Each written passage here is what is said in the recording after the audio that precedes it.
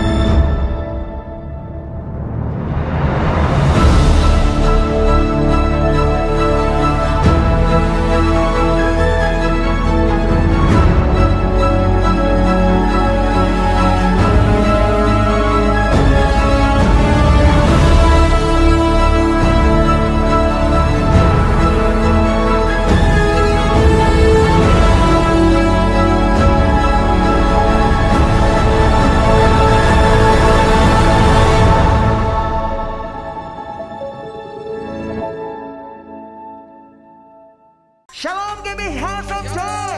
Puji Tuhan, kembali hari ini kita boleh sama-sama beribadah kembali kepada Tuhan kita.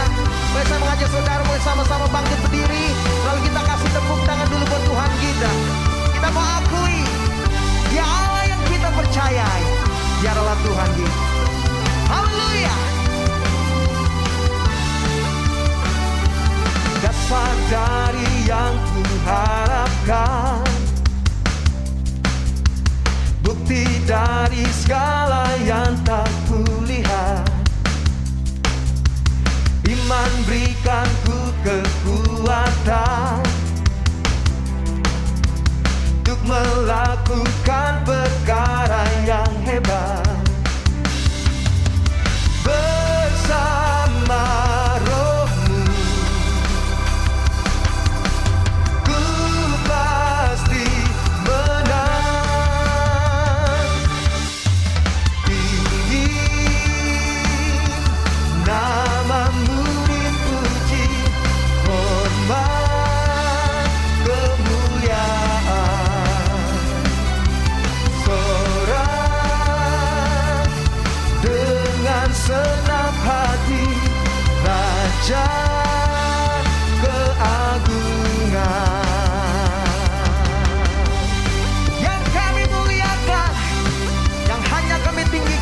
kami. Sama-sama katakan, takkan kau biarkan, takkan biarkan pencobaan melebihi batas kekuatanku. Kau yang berikanku kemuliaan, semakin serupa dengan gambaranmu. Angkat tangan kita yuk sama-sama katakan, bersama Rohmu ku pasti menang. Tinggi namamu dipuji, hormat kemuliaan, sorak dengan senang hati, Raja keagungan. Haleluya. Segala pujian dan kemuliaan hanya bagimu, Tuhan, Raja keagungan kami. Sama-sama katakan amin. Sama-sama boleh angkat dua tangan kita tinggi-tinggi dengan senang hati, katakan, Dia layak dipuji, Dia layak dipuji. Amin.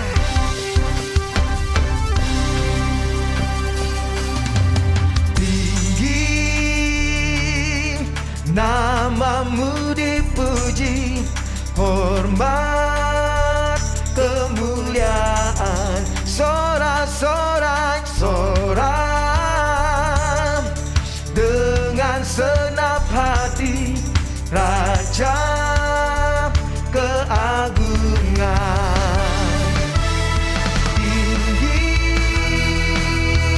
namamu dipuji, hormat kemuliaan, sorak dengan senap hati, Raja keagungan, Raja keagungan, oh, Raja keagungan. Dengan kuat katakan sama-sama, Raja keagungan.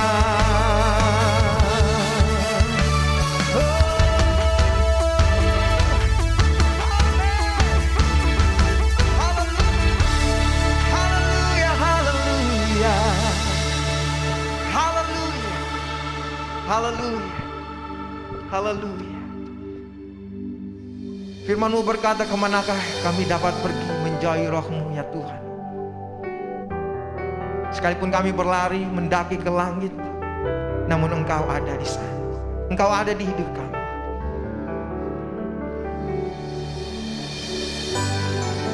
Engkau menyertai kami. Engkau tidak pernah tinggalkan kami. Engkau iman.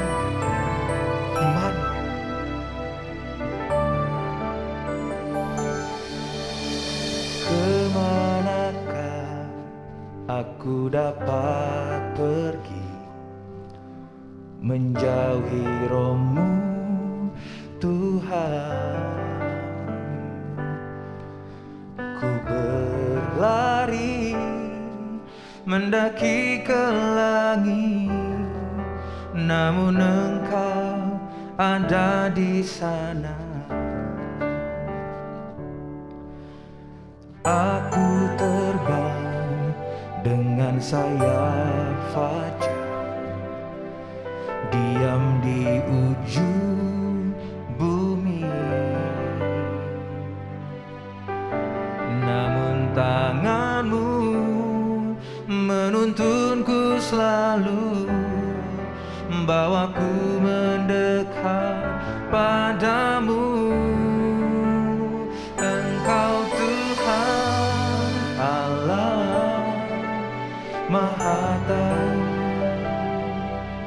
betapa dahsyatnya kuasa-Mu, hadirat-Mu kini penuhiku,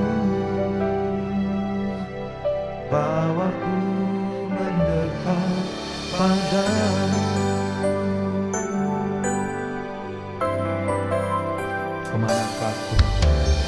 Kemanakah aku dapat pergi, menjauhi roh-Mu, Tuhan? Ku berlari mendaki ke langit, namun Engkau ada di sana. Aku terbang dengan sayap fajar, diam di ujung bumi, namun tangan-Mu menuntunku selalu, bawaku mendekat padamu. Engkau Tuhan Allah Maha Tahu, betapa dahsyatnya kuasa-Mu, hadirat-Mu kini penuhiku, bawaku mendekat padamu. Engkau Tuhan Allah Maha Tahu, betapa dahsyatnya kuasa-Mu, hadirat-Mu kini penuhiku, bawaku mendekat padamu.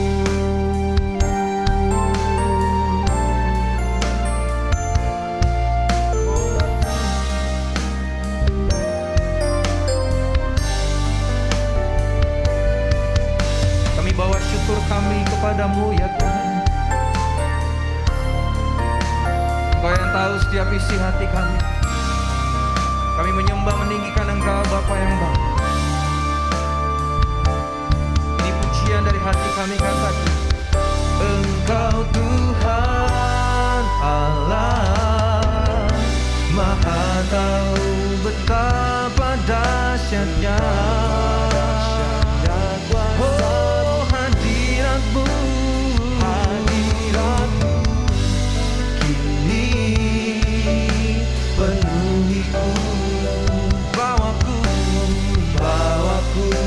mendekat padamu. Engkau Tuhan Allah Maha Tahu, betapa dahsyatnya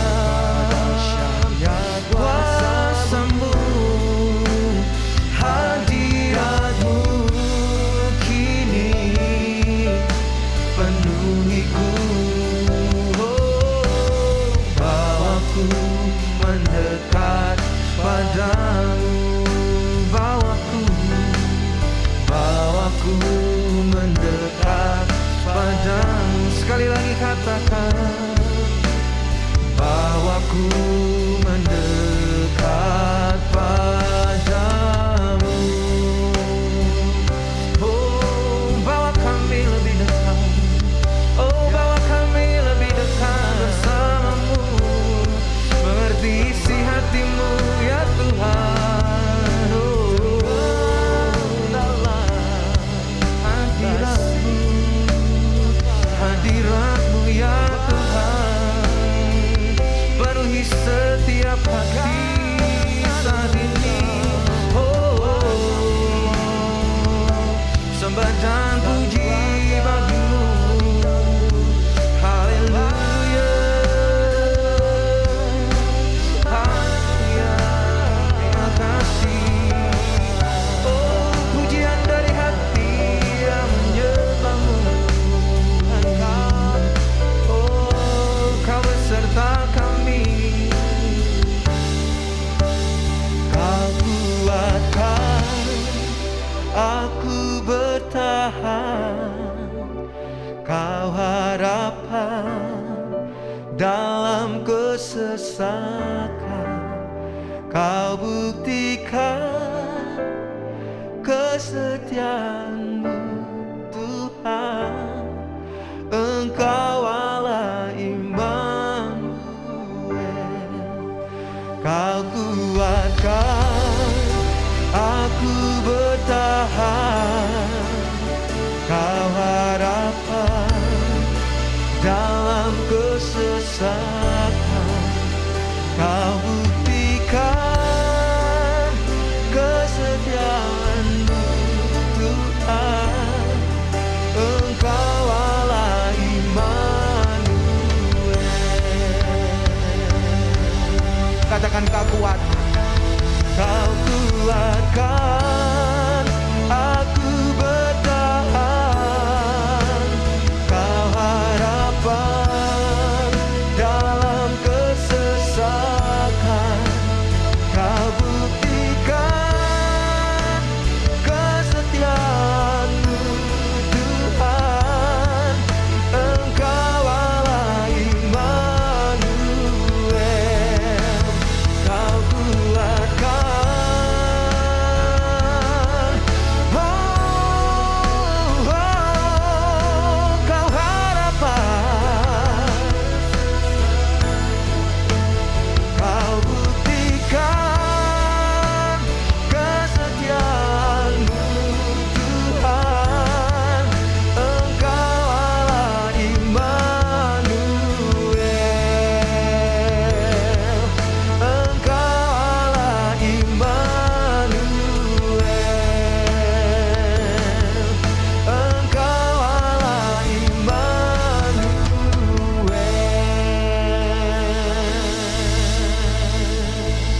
Engkau Allah yang terbukti dalam kesesakan kami. Kesetiaan-Mu nyata bagi kami, bahwa Engkau menyertai, Engkau ada di hidup kami. Pembelaan-Mu sempurna, perlindungan-Mu nyata bagi kami. Dan kesempatan ini Tuhan, kami mau mendengarkan pesan Tuhan. Diberkatilah orang yang mendengarkan firman-Mu. Dan hanya di dalam nama Tuhan Yesus kami berdoa. Dan sama-sama yang siap mendengarkan firman Tuhan dan mau melakukannya, katakan amin. Shalom Bapak Ibu Saudara dimanapun saudara berada. Saya percaya saudara semuanya baik-baik, saudara semuanya sehat-sehat. Kita bersyukur hari ini kita berada di rumah Tuhan, kita berada di House of Joy. Saya percaya saudara semuanya ada dalam perlindungan Tuhan. Mari Bapak Ibu Saudara, sebelum kita membaca merenungkan firman Tuhan pada siang hari ini, saya mengajak kita sama-sama untuk berdoa. Mari kita satukan hati kita berdoa. Bapak, kami ucap syukur buat siang hari ini. Terima kasih buat segala kebaikan anugerah Tuhan dalam kehidupan kami. Kami ada semua karena kasih karunia-Mu ya Tuhan. Terima kasih Tuhan, firman-Mu adalah pelita bagi kaki kami dan terang bagi jalan kami. Kami percaya firman-Mu yang akan menguatkan kami, merdekakan kami dari setiap apapun yang kami alami hari-hari ini. Terima kasih Bapa. Di dalam nama Tuhan Yesus kami berdoa mengucap syukur. Haleluya. Amin. Puji Tuhan Bapak Ibu Saudara. Mari sama-sama kita buka Alkitab kita masing-masing. Kita ambil di dalam 2 Tawarik 20 ayat yang pertama sampai yang keempat. Di dalam 2 Tawarik 20 ayat yang pertama sampai yang keempat. Demikianlah firman Tuhan.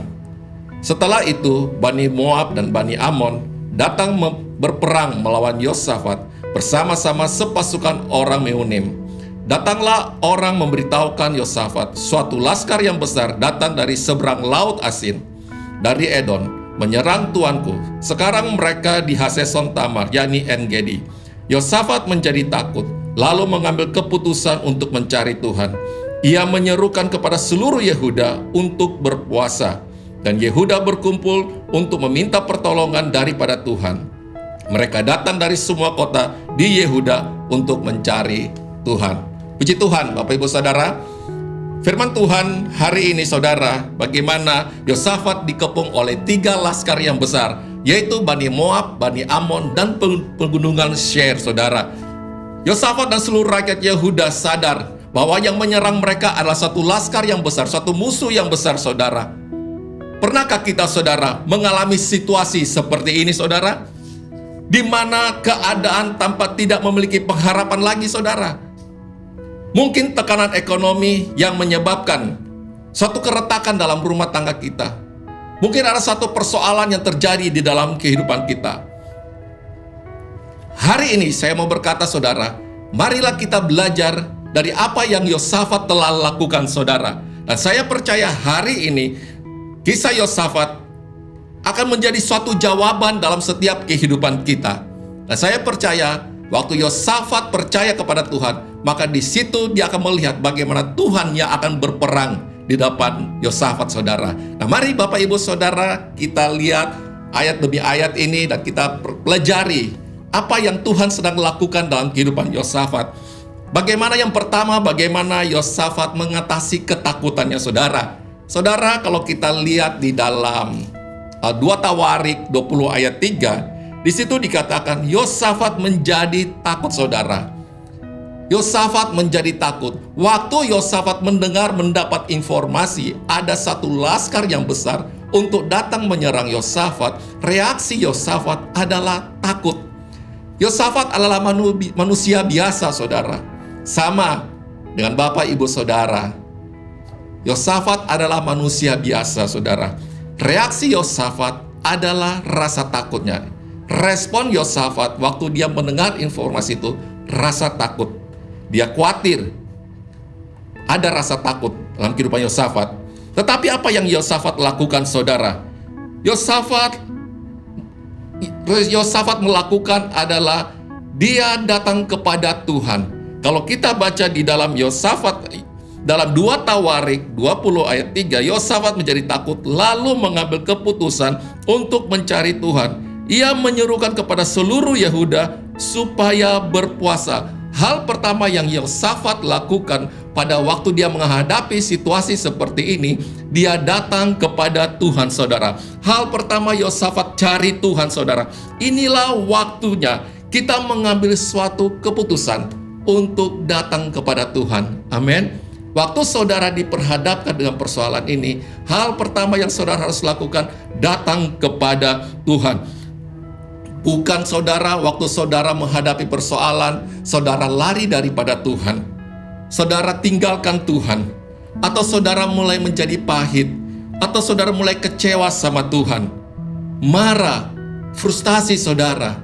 Tapi siang hari ini saya mau berkata, waktu saudara diperhadapkan dengan persoalan apapun itu, datang kepada Tuhan, saudara. Yosafat datang kepada Tuhan. Saudara, saya mau berkata begini buat saudara, buat Bapak Ibu Saudara. Tuhan bukanlah pencipta kegagalan dalam kehidupan kita. Tuhan adalah pencipta pengharapan. Dia memberikan iman, dia memimpin kita kepada suatu keyakinan iman, kemenangan. Jadi di dalam Tuhan ada pengharapan, ada iman, saudara, ada kemenangan. Jadi Tuhan memberikan kita kemenangan, saudara. Saudara harus percaya di dalam Tuhan ada kemenangan, saudara. Yosafat tidak bergantung kepada apa yang dia lihat. Yosafat melihat laskar yang besar. Dia tidak bergantung kepada apa yang dia lihat, saudara. Tetapi Yosafat bergantung kepada apa yang tidak dia lihat, yaitu kekuatan Tuhan, saudara. Amin. Mari kita buka di dalam kitab Efesus pasal yang ke-6. Di dalam kitab Efesus pasal yang ke-6, ayat 13 sampai yang ke-14. Efesus 6 ayat 13 sampai yang ke-14. Demikianlah firman Tuhan. Sebab itu, ambillah seluruh perlengkapan senjata Allah, supaya kamu dapat mengadakan perlawanan pada hari yang jahat itu dan tetap berdiri sesudah kamu menyelesaikan segala sesuatu. Ayat 14. Jadi, berdirilah tegak, berikat pingganglah kebenaran, dan berbaju sirakan keadilan. Di dalam Efesus 6 ayat 13-14 di situ dikatakan, ambillah seluruh perlengkapan senjata Allah. Saya mau berkata begini, apa sih perlengkapan senjata Allah? Perlengkapan senjata Allah adalah firman Tuhan. Amin. Ambillah seluruh perlengkapan senjata Allah. Isi kehidupan kita dengan firman Tuhan. Maka di dalam waktu kita membaca, merenungkan firman Tuhan, saya percaya itu merupakan senjata di dalam kehidupan kita, saudara. Amin. Nah, kalau kita lihat di dalam ayat 14, di sini dikatakan begini, saudara. Jadi berdirilah tegak, berikat pingganglah kebenaran, dan berbaju sirahlah keadilan. Di dalam terjemahan Indonesia sehari-hari atau di dalam terjemahan Indonesia sehari-hari berkata begini. Jadi berdirilah tegak, peganglah ajaran yang benar dari Allah. Jadi berdirilah tegak, peganglah kebenaran dari Allah. Karena ajaran yang benar itu seperti ikat pinggang yang akan membuat kamu siap untuk bertindak, saudara. Jadi saudara, di sini dikatakan peganglah ajaran yang benar. Apa itu ajaran yang benar, saudara? Firman Tuhan. Waktu kita membaca, merenungkan firman Tuhan, saudara isi dengan kebenaran firman Tuhan, saudara akan memakai satu ikat pinggang yang akan membuat kita siap untuk bertindak, saudara. Percayalah bahwa kamu sudah dibenarkan oleh Allah. Amin.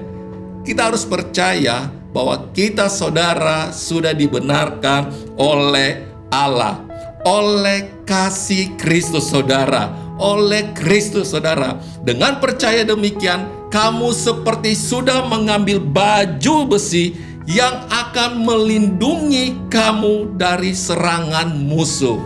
Wow. Ini satu ayat yang luar biasa, saudara.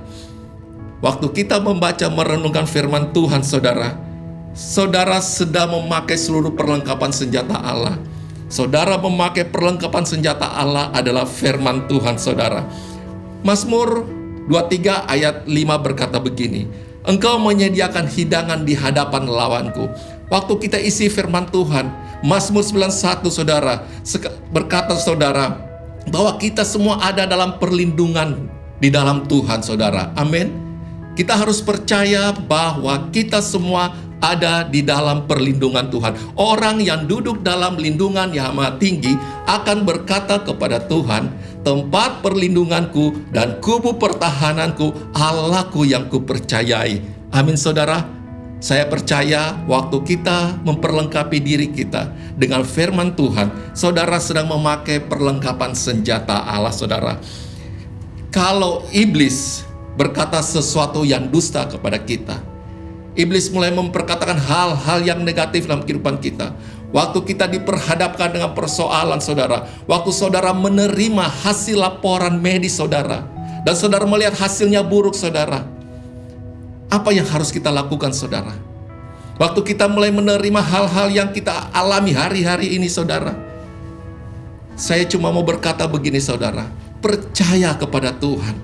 Kita diperhadapkan dengan situasi, kondisi yang ada. Sesungguhnya, saudara, saya cuma bilang gini, sesungguhnya iblis sedang berusaha untuk menggeserkan posisi kita, saudara. Tadi di sini kita baca, dikatakan, berdirilah tegak. Waktu saudara berdiri tegak, artinya saudara adalah orang-orang pemenang. Jadi kita ini adalah orang-orang pemenang. Nah, iblis berusaha untuk menggeser posisi saudara sebagai orang-orang pemenang. Dengan cara apa iblis melakukannya, saudara? Dengan segala tuduhan, tipu muslihat. Iblis mulai berkata, kamu gagal, rumah tanggamu berantakan, kamu baru keluar dari penjara. Iblis mulai memberikan informasi-informasi yang membuat kita menjadi lemah, yang membuat kita kalah. Tetapi firman Tuhan berkata bahwa rancangan Tuhan dalam kehidupan kita adalah rancangan yang luar biasa. Amin, saudara. Rancangan Tuhan dalam kehidupan kita, rancangan yang luar biasa. Kegagalan kita, kehancuran kita tidak menghalangi rencana Tuhan di dalam kehidupan kita, saudara. Mungkin kita berkata, saya gagal. Ada banyak hal yang kita alami, tapi itu tidak menghalangi rencana Tuhan dalam kehidupan kita. Nah, kembali lagi saya mau berkata gini, posisi kita, waktu kita berdiri, kita adalah orang-orang yang berkemenangan, saudara. Saudara berdiri tegak, artinya saudara orang-orang yang penuh kemenangan. Iblis berusaha untuk menggeserkan posisi itu, saudara. Hari ini, tetap berdiri tegak, apapun situasi yang ada, percaya bahwa Tuhan beserta dengan kita, saudara. Tuhan menyediakan hidangan di hadapan lawan kita, saudara. Amin. Tuhan menyediakan hidangan di hadapan lawan kita, saudara. Percaya, bagi Tuhan tidak ada yang mustahil. Hal yang kedua, saudara, memiliki pengharapan, saudara.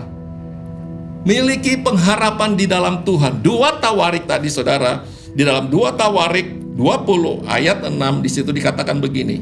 Dan berkata, "Ya Tuhan Allah nenek moyang kami, bukankah Engkau Allah diam?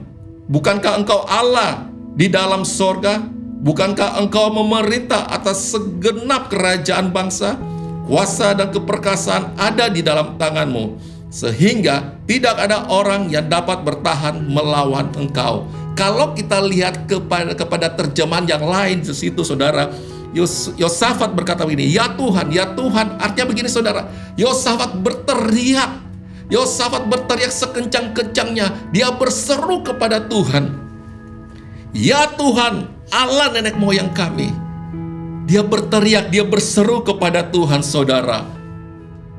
Artinya, mari kita memusatkan pikiran kita kepada kekuatan Tuhan, keagungan Tuhan, keperkasaan Tuhan.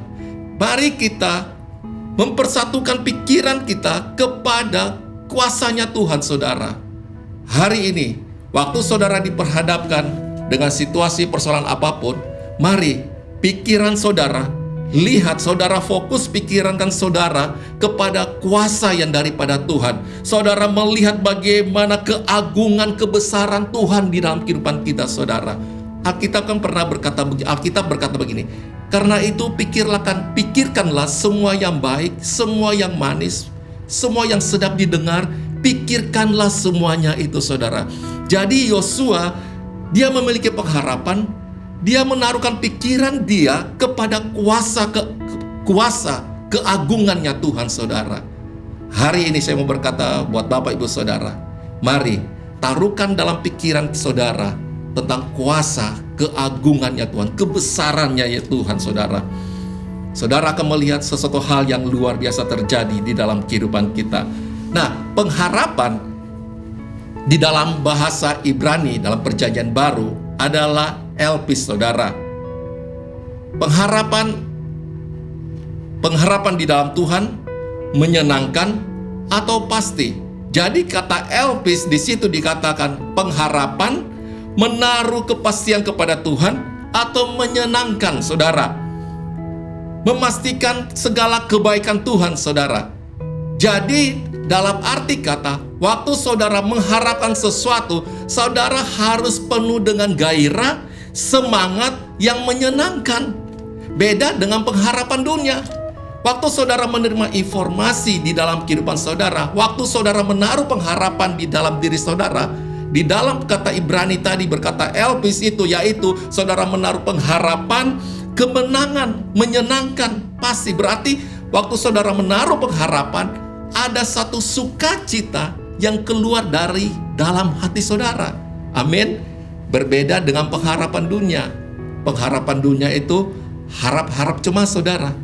Mengharapkan sesuatu tapi dengan penuh kekhawatiran, penuh ketakutan. Waktu orang menerima laporan dari dokter, dia berkata, saya berharap mudah-mudahan tidak buruk. Tetapi dengan satu nada kekhawatiran, rasa takut, kecemasan, saudara. Berbeda dengan pandangan firman Tuhan. Waktu saudara mengharapkan sesuatu di dalam Tuhan, ada satu gairah, ada satu sukacita yang menyenangkan, saudara. Amin. Jadi tanamkan itu, saudara, dalam kehidupan kita. Bahwa saya percaya saudara mengharapkan sesuatu penuh dengan gairah yang menyenangkan. Ada sukacita, saudara, yang sungguh luar biasa dalam kehidupan kita, saudara. Amin.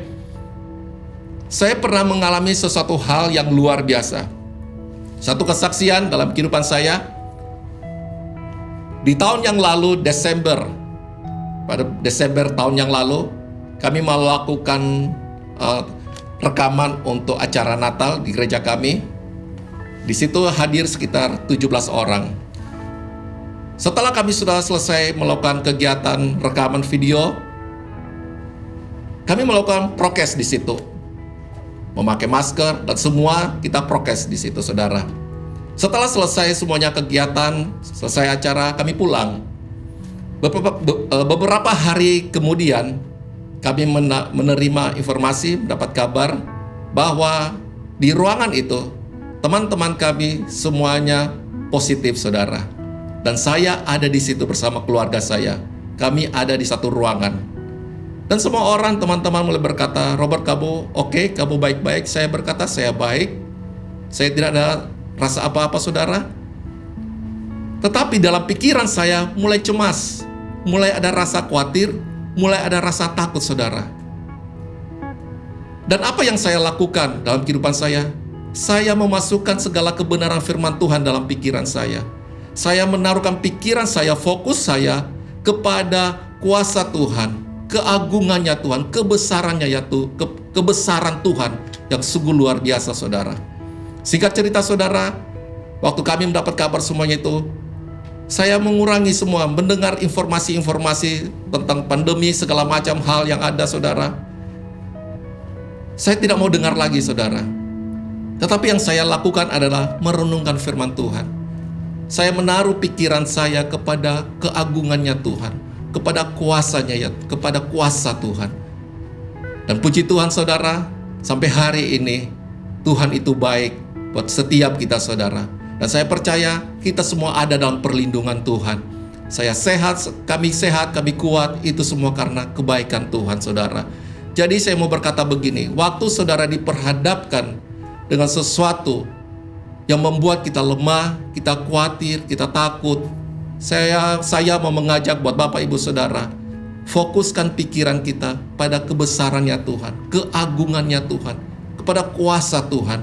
Dan saya percaya waktu kita merenungkan segala kebaikan Tuhan, kita akan mengalami sesuatu hal yang luar biasa.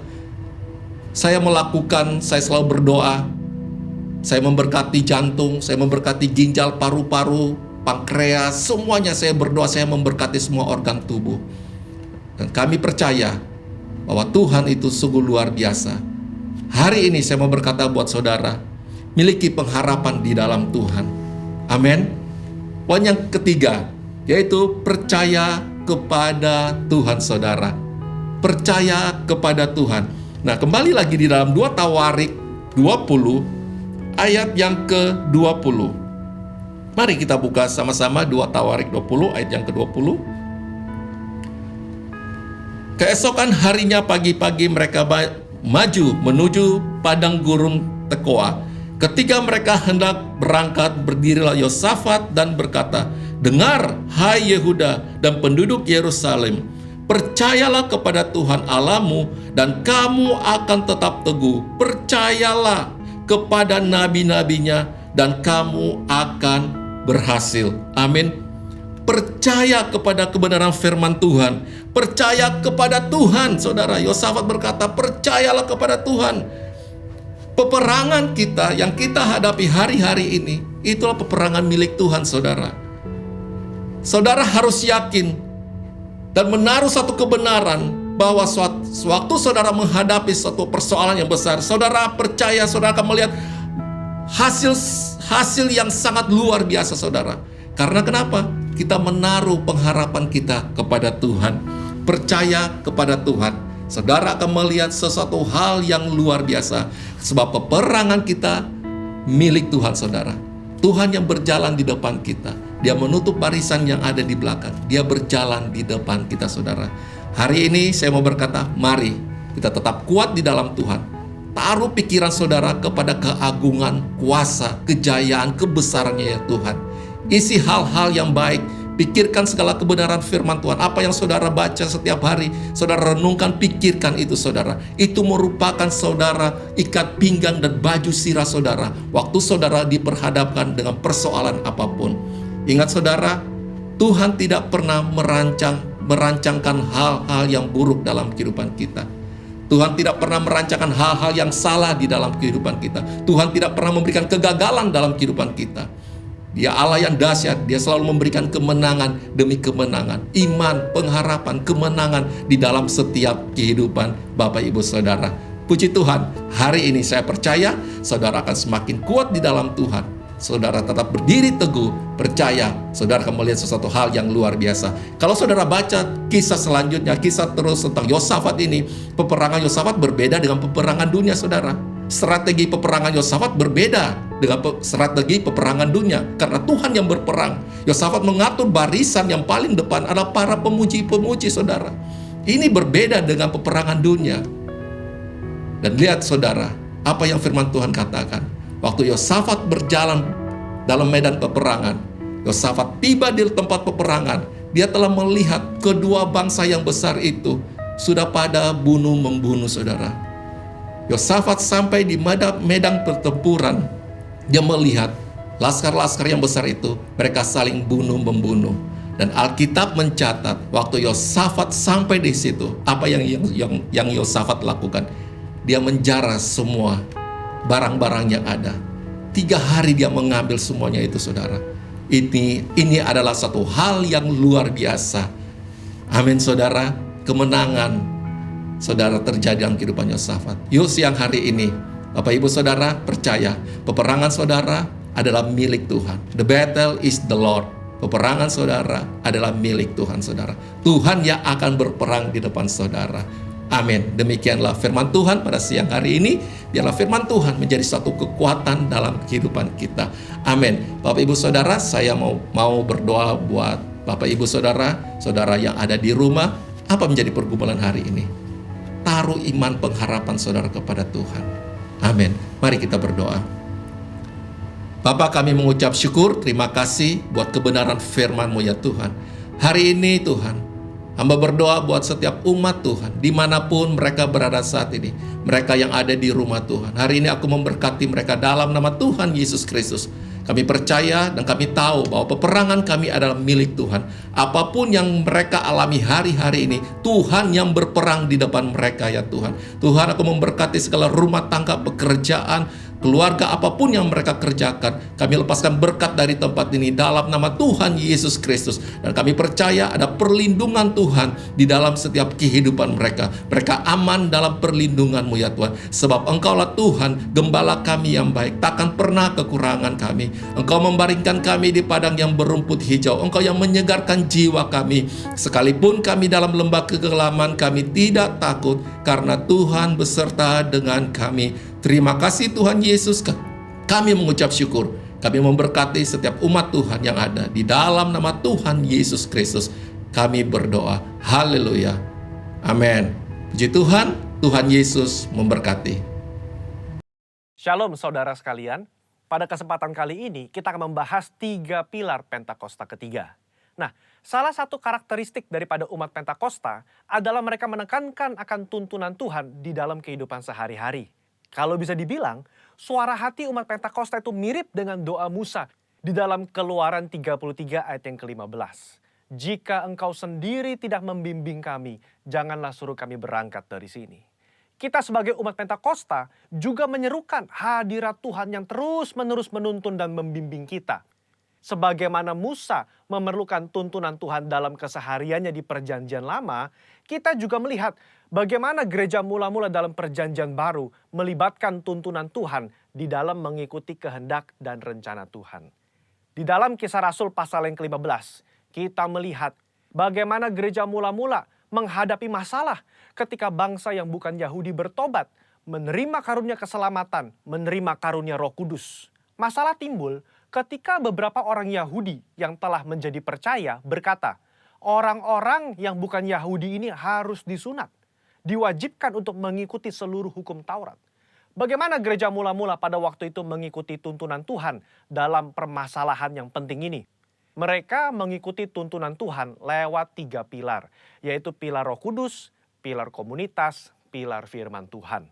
Lewat ketiga pilar ini, gereja mula-mula akhirnya dapat menerima bahwa bangsa yang bukan Yahudi telah menerima keselamatan dan juga karunia Roh Kudus. Mereka tidak lagi perlu disunat dan tidak perlu melakukan seluruh hukum Taurat. Bagaimana dengan gereja Tuhan pada zaman now mengikuti tuntunan Tuhan tentang Pentakosta ketiga?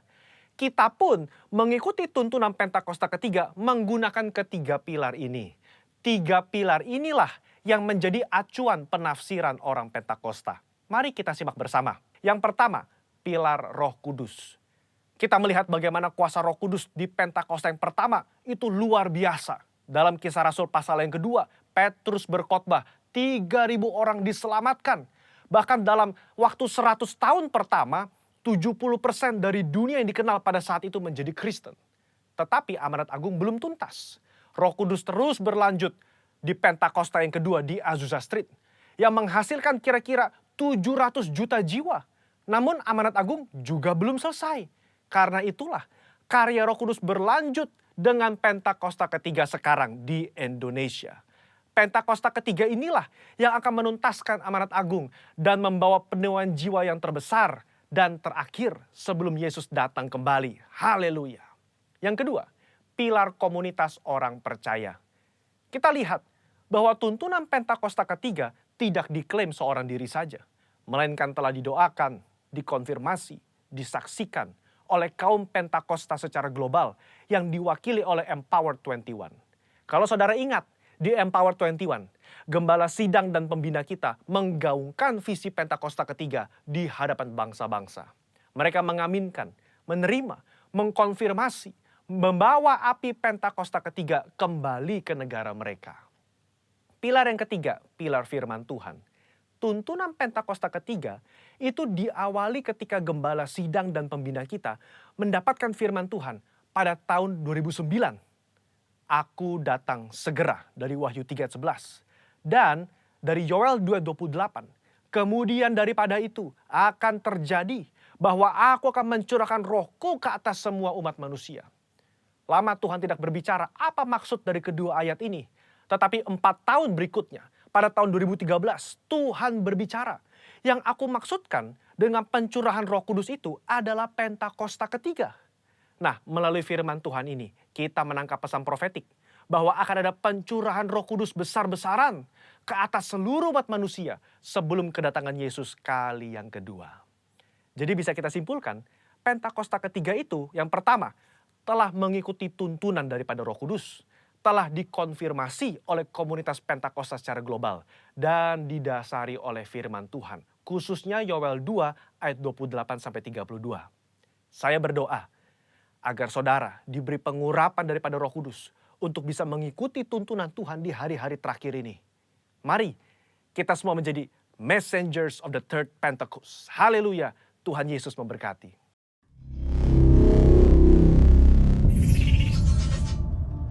Saudara, Bapak, Ibu semua diberkati dengan ibadah hari ini. Mari kita akan akhiri ibadah kita pada hari ini, dan saya ingatkan kita tetap memberi yang terbaik untuk Tuhan, karena semua pemberian kita akan digunakan untuk seluruh biaya operasional dari gerejanya dan juga akan memberkati banyak orang yang ada di sekitar kita. Bapak Ibu, kita satukan hati, kita berdoa dan kita minta berkat yang terbaik daripada Tuhan. Mari tundukkan kepala dan kita berdoa. Kami bersyukur bersama-sama di dalam anugerah Tuhan. Berterima kasih Bapa karena Tuhan selalu menyertai kami. Hamba-Mu berdoa semua pemberian persembahan yang terbaik yang sudah diberikan oleh jemaat-Mu. Tuhan, kami percaya ini semua karena Tuhan terlebih dulu memberkati kami. Tuhan sudah terlebih dulu memberkati dengan anugerah, dengan kebaikan. Sehingga kami dapat memberi karena kami mengasihi Tuhan. Karena kami mencintai rumah-Mu ya Bapa. Terima kasih Tuhan, kami sehati kami sepakat berdoa untuk pemimpin rohani kami, Pendeta Insinyur Niko Nyoto Raharjo. Kami berdoa juga untuk Gembala Rayon kami, Pak Budi Sastra Diputra.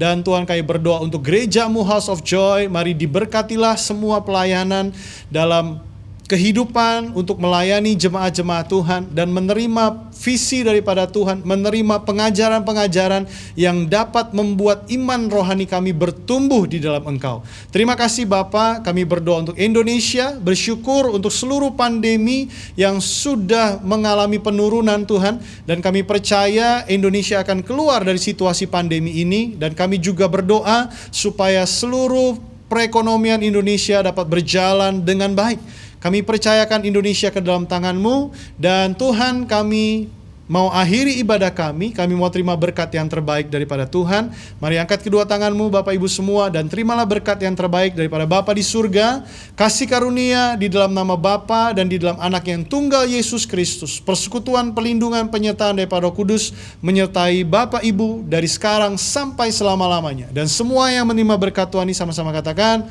amin. Tuhan Yesus memberkati kita. Apa yang dimaksud dengan Pentakosta ketiga? Pentakosta ketiga adalah pencurahan Roh Kudus yang dahsyat di zaman sekarang melebihi yang terjadi di Azusa Street. Pentakosta ketiga akan mengakibatkan penuaian jiwa yang terbesar dan yang terakhir sebelum Tuhan Yesus datang kembali. Pentakosta ketiga akan membangkitkan generasi Yeremia, yaitu anak-anak muda yang dipenuhi Roh Kudus, cinta mati-matian kepada Tuhan Yesus, tidak kompromi terhadap dosa, dan akan bergerak untuk memenangkan jiwa. Pentakosta ketiga lahir di Indonesia dan bergerak ke bangsa-bangsa. Gerakan ini dari timur ke barat dan akan kembali ke Yerusalem. Pentakosta ketiga akan memberikan kuasa untuk menyelesaikan amanat agung dan setelah itu Tuhan Yesus datang kembali.